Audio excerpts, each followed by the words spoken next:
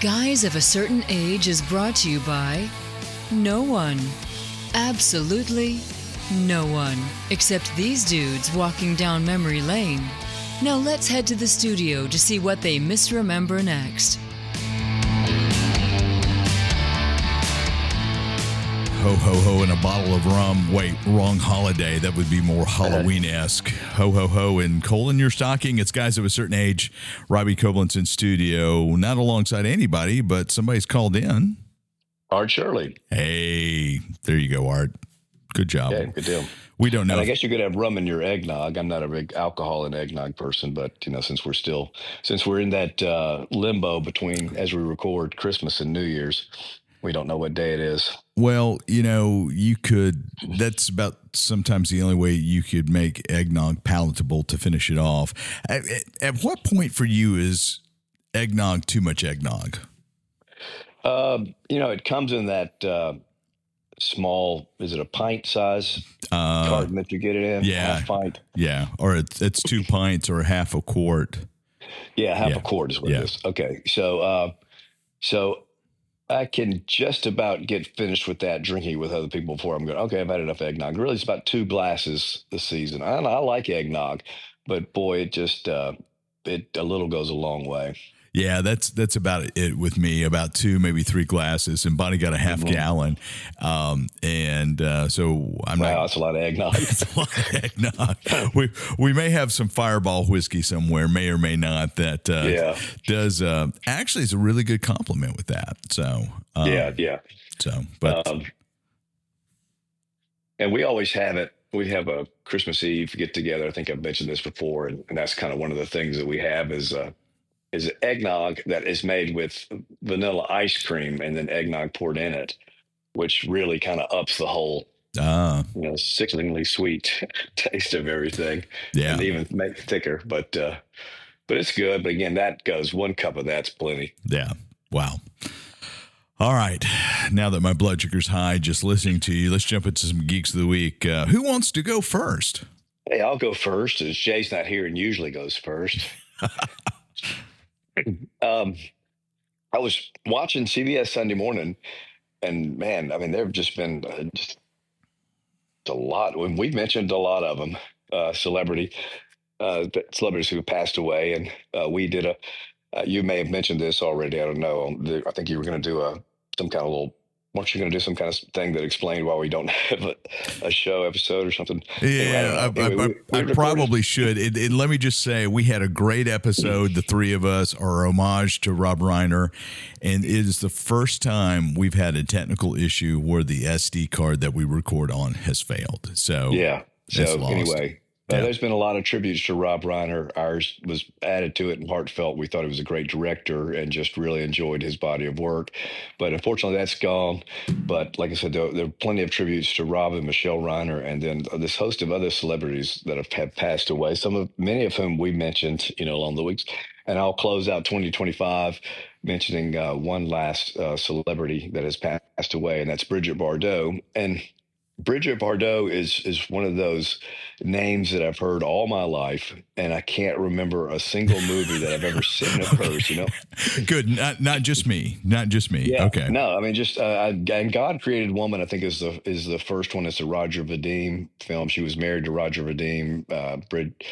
Jane Fonda went on and married Roger Vadim, and he did Barbarella with her. So that kind of seems to be a trend of his. He makes a movie with the woman who is or becomes his spouse at some point. But anyway, she's an icon. I know she was in a lot of spaghetti westerns and stuff. So maybe I saw one of those at one point. I remember for the Beatles, people in the early '60s, she was just the iconic beauty of the world, and just Bridget Bardot was kind of just somebody that really was like I said, just an iconic beauty. But again, I just am not familiar at all with her work, but I do acknowledge that she's, like this cultural icon, and she's passed away here at, I think, 91 or I can't remember how old she was when she passed away. 91. Yeah. Okay. She passed away just a few days ago as we record in 91. And one of those again that, I was kind of surprised. I thought she may have passed away already, but just apparently a very influential person, just, uh, like I said, I think cultural icon is the best way to describe her. But again, one of those that I may have to go and see if I can find a movie that, yeah, okay, I've seen this one. I'll watch this one again. You know, Bridget Bardot and Barbarella always got me confused as a kid. Of course, I obviously did not watch Barbarella as a kid. Have you watched? When's the last time you watched Barbarella?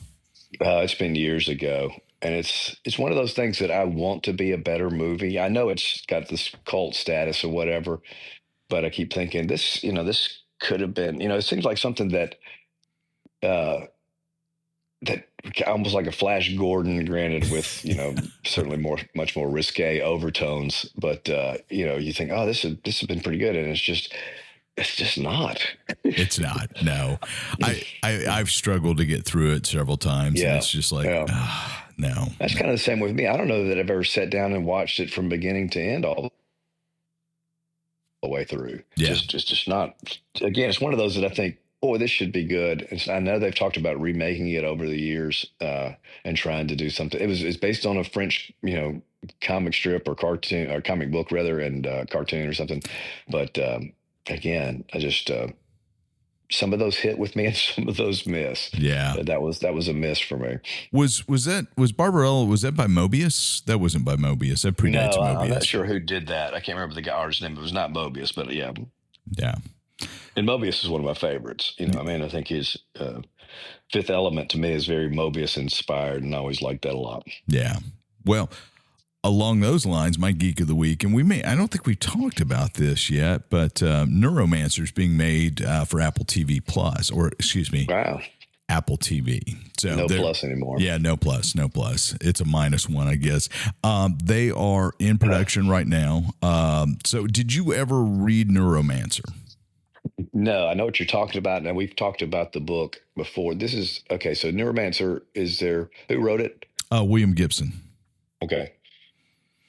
So it's the book that kind of launched and defined cyberpunk, and yes, okay, very, very influential, considered unfilmable until now. Ridley Scott even tried to do something with it in the late 80s, couldn't do it.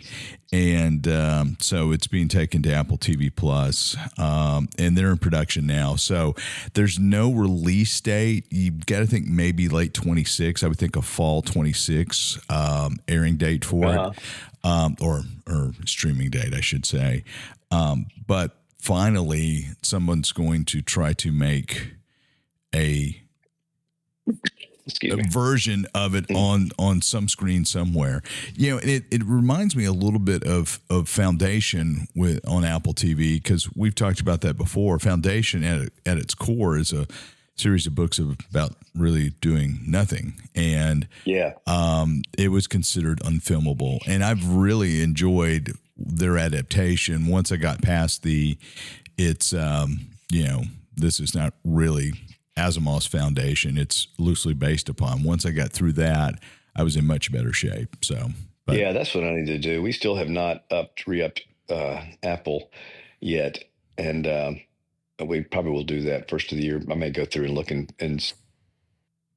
move, unsubscribe from some things or pause some things for a few months and resubscribe or unpause other things and kind of check out some of the offerings. Like I definitely want to watch Pluribus. Yeah, Pluribus. Oh man, I tell you what, absolutely. Is it all out altogether now? All seasons out? Okay. Yeah, it dropped, and it may supplant Severance for me. That first season. I think a lot of people have said that. It's all that first season. The first season of Pluribus is almost perfect, and. It is very, very Vince Gilligan. Takes place primarily cinematography rather in Albuquerque, but just so incredibly different. And a couple of shocks throughout, so a couple of twists, but it's a lot of fun. So I can't recommend it enough. Well, speaking of streaming stuff, are you caught up on Stranger Things? We're recording on, what is today, the 29th, so this could be a relatively short but recent episode when we drop this on the weekend. No, I'm not. We need to watch one more episode of the first has the second part of it dropped yet? Yeah. So the first 4 dropped at Thanksgiving. We got to watch episode 4 to be caught up with that. And then you've got 5, 6, and 7 that dropped, and then episode 8, The Right Side Up, premieres New Year's Eve. Okay, so that's what I was getting confused on, because I thought the whole second half had dropped already, so we're way behind. So and I may just have to watch it without Will and let him catch up, because it doesn't seem like we can ever get together on when to watch it. Yeah. So in fact, I may do that for the next couple of days. There you go. Yeah. So and then we could.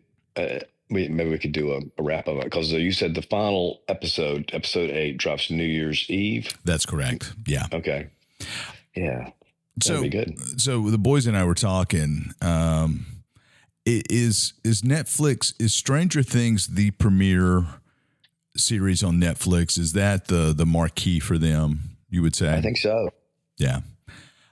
Yeah, I think so. Yeah, the first. And maybe I'm forgetting something, but I can't think of anything that even comes close to it. No, House of Cards, maybe. Well, yeah, that's okay. But I mean, certainly recent memory. Yeah, Squid Games would be the other thing, but I think Squid Games is too niche. I think Stranger Things is more of the zeitgeist kind of thing that everybody, whether they watched or know about it, everybody kind of has an idea of what it is and what it's about.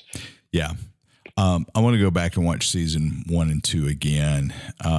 David made a remark about how, he thought that season 1 was just about perfect, and season 2 as well. Season 5's been okay.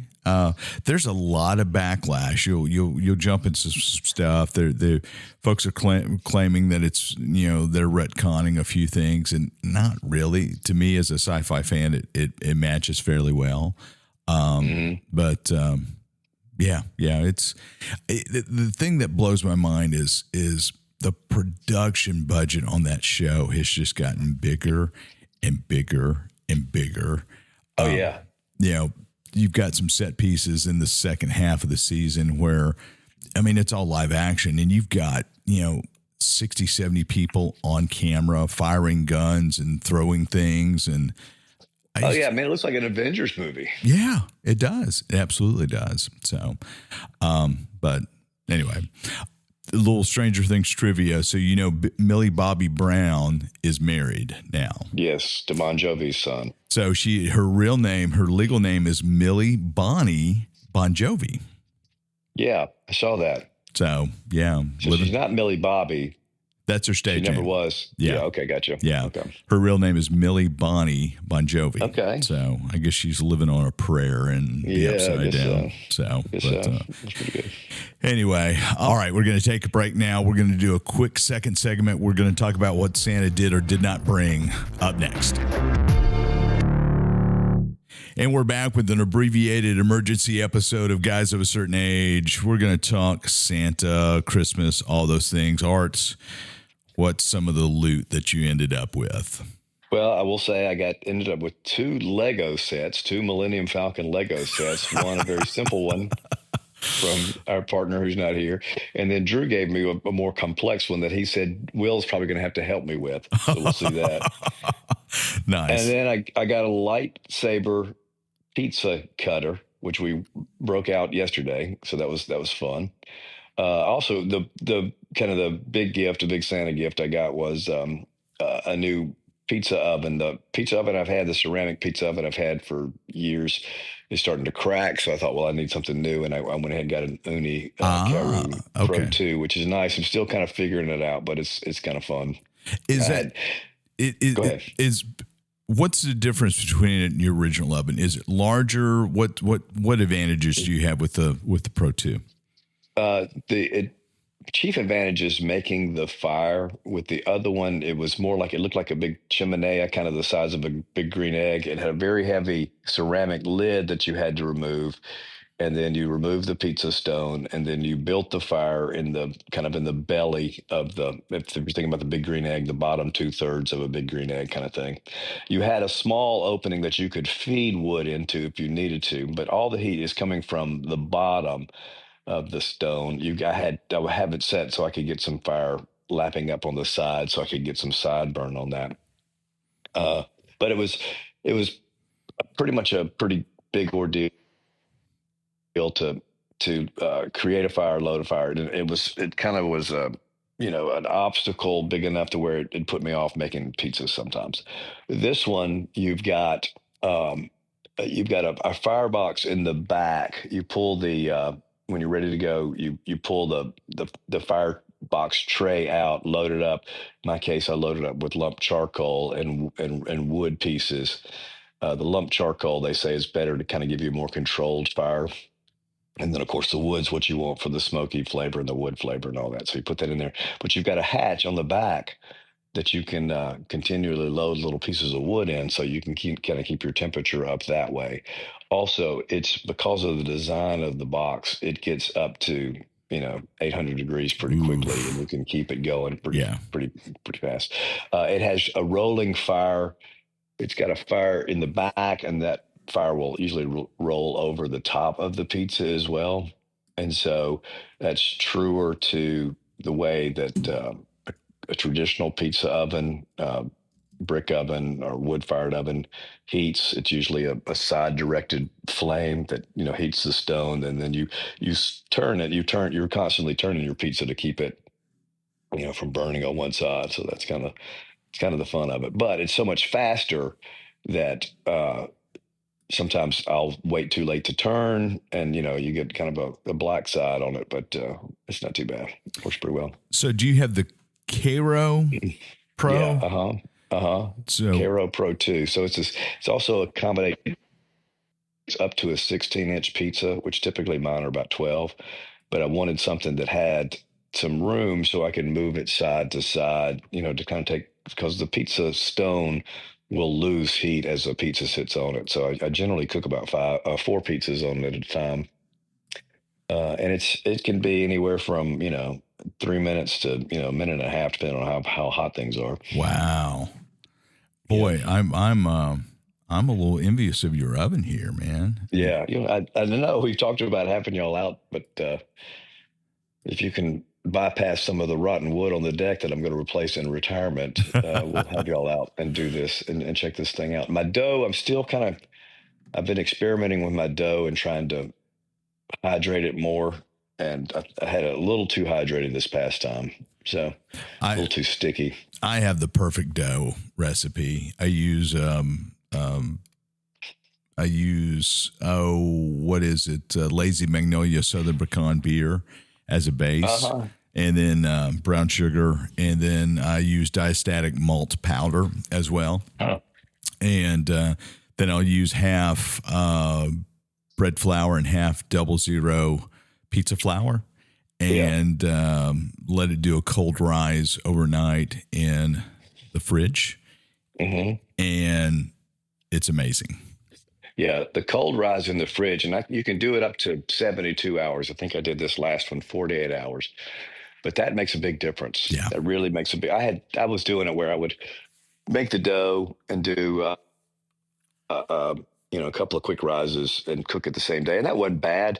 But you have so much more flexibility with the dough if you do a cold rise. Yeah, I really, really like doing a cold rise, and the diastatic malt powder makes a difference. That's used in some commercial pizza doughs as well, and I think that may be an Alton Brown hack I found. But I'll look into that. Yeah, you can get it off Amazon. So it's diastatic, I believe, malt powder, and it gives a little bit different flavor. And then using the half bread flour, half 00 pizza flour has been really good too. So or you could do half 00 and then half all purpose. So what are we doing? We're talking food without Jay here.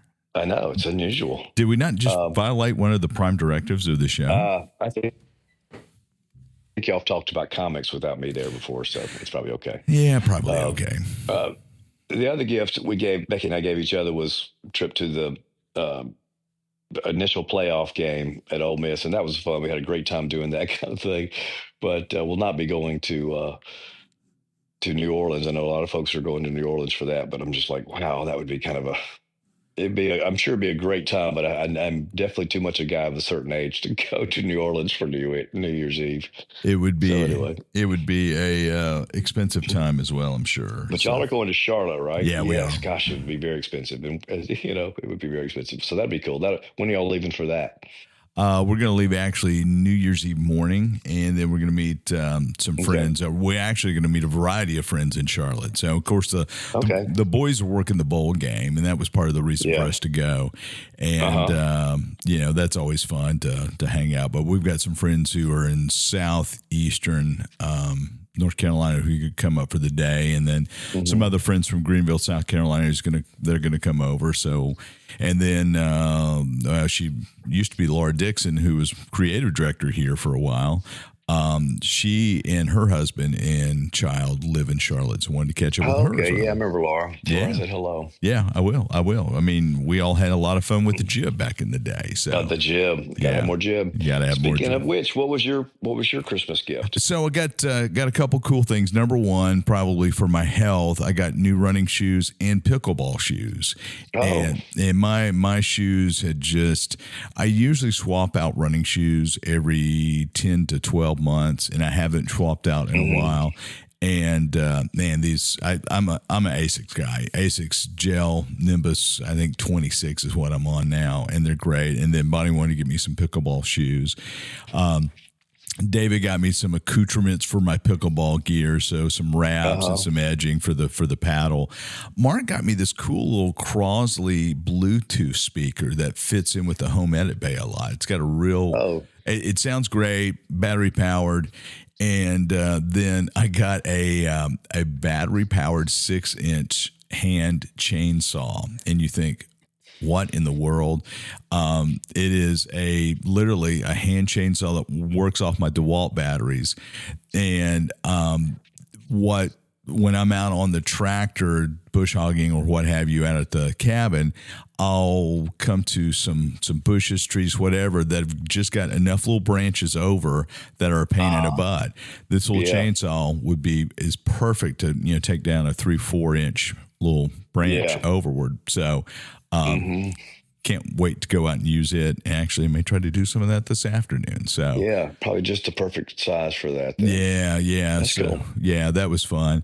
But yeah, great stocking stuffers and whatnot. So, but yeah, the chainsaw is really cool. And then the stuff the boys got me is great. So, didn't get a pizza slicer. May the slice be with you? Is that what it said?